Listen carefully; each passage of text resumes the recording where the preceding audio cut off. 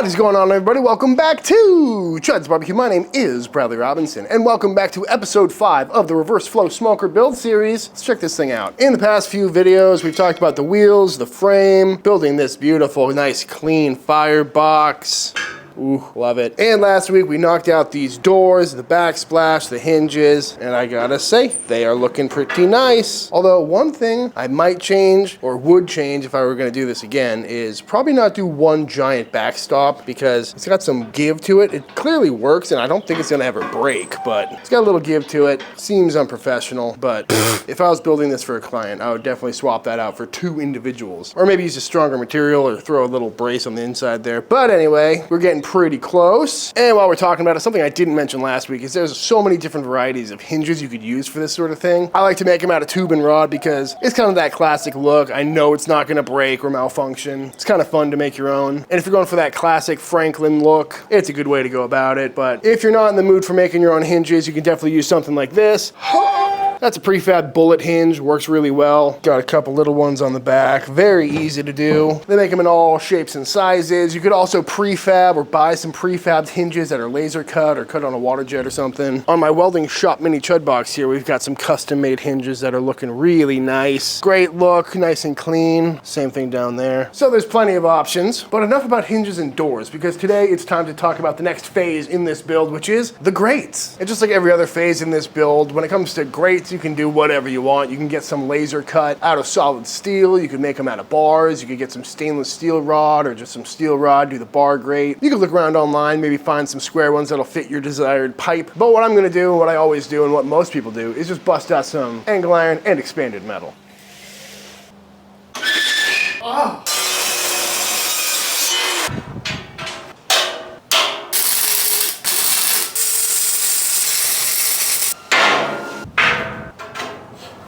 So when it comes to mounting these brackets, I like to put one in right here, level with this surface, then bust out a level, make sure that it's level, clamp it in, and there you go.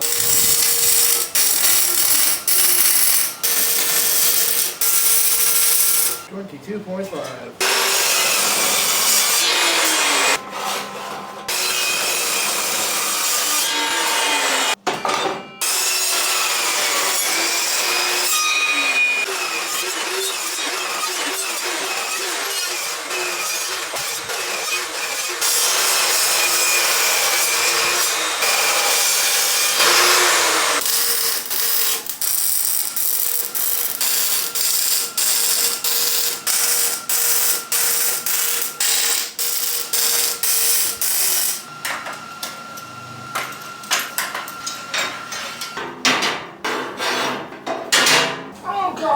Why is it heavy?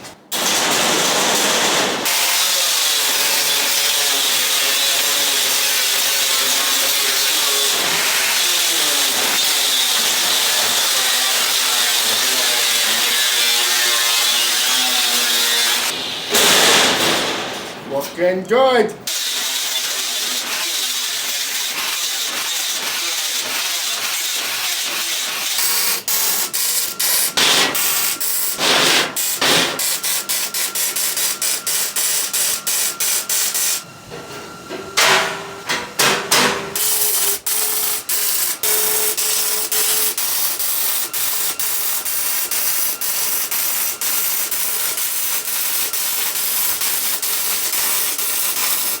So as you can see, we got our bottom rack installed, just some expanded metal, 3/4 inch number 9, that's what I use, that's what most people use. If you get any thicker than that, it's not going to be flat, it's going to have some ridges and bumps to it, and this stuff works great, especially for smokers. If you're going to build a grill, you may want to go a little heavier duty, but for an offset, it works out very well, very easy to work with. Although I gotta say, definitely be careful when working with expanded metal like that, because it is super sharp, especially if you cut it in between the grooves. Woo!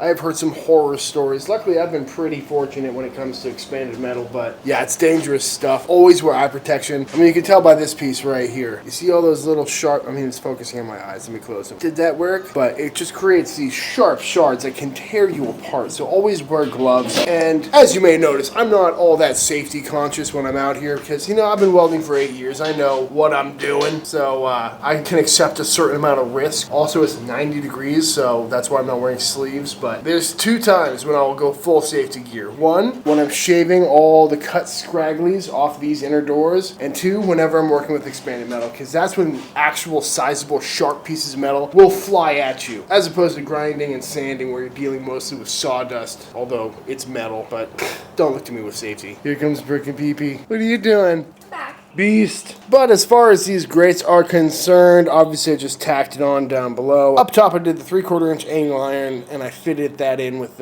expanded metal. But you could also go much lazier with it. You know, you could easily just put a piece on there without worrying about framing it in.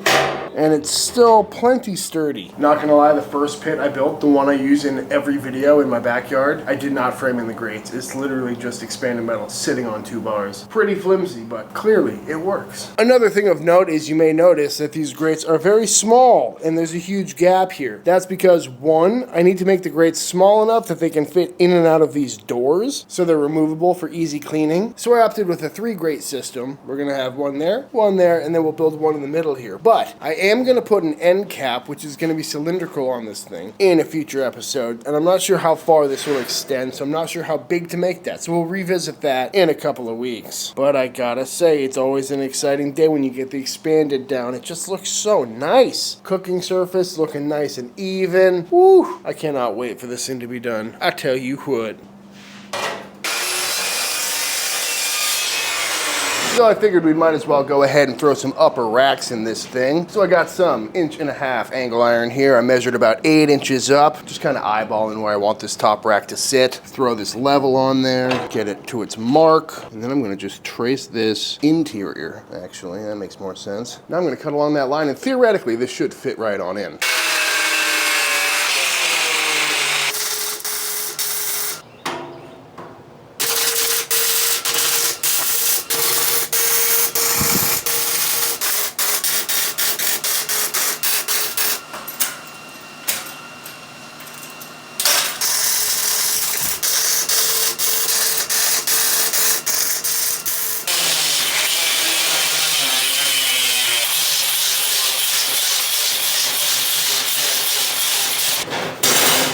Nice.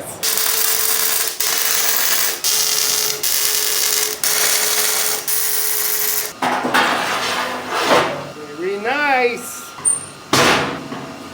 Beautiful. All right, and there it is, folks. We got our nice little wood rack done and done, looking nice and clean. We got our racks mostly done. Again, we're gonna wait till next week once we get that round end cap on before we make this final little grate, which will probably go in the middle. And I'm a little on the fence about whether or not I should put a second rack in here. I think it would look better if I had 2 upper racks, but I don't really feel like doing it, so I don't know. Maybe we'll do it later. And another thing to note when you're making grates, always pay... Oh no. Wow, mid-sentence. Ha, classic Chud. I was literally mid-sentence saying, pay attention to the way your grates are aimed, you know? So down there matches up here, and then matches up here, which I did not do correctly. Wow, that's great. Doesn't affect anything, just doesn't look as good. But then again, I didn't notice till now, so not a big deal. Starting to come together, though. But I think that's gonna wrap it up for this episode, folks. I know putting grates in a smoker is not the most entertaining thing in the world, but it's always a good moment, because then it really starts to look like a cooker. And now that that's done, we are really close to firing this thing up. So tune in next week. We're gonna get the end caps on, we're gonna get the chimney and the collector put in, and we're gonna get that baffle plate that makes this thing a true reverse flow. Should be a jam-packed episode, and theoretically at the end of that one, this thing will be ready to fire up. But all that being said, if you enjoyed this video, let me know by hitting that subscribe button. Let YouTube know by dropping a like on this video. If you got a pit build going yourself, feel free to tag me on Instagram. I love to see what y'all are building. Big shout out to all the Patreon members. Thank you for supporting Team Chud and allowing me to keep making all these videos. And until the next time I see you, please go cook something outside. Peace!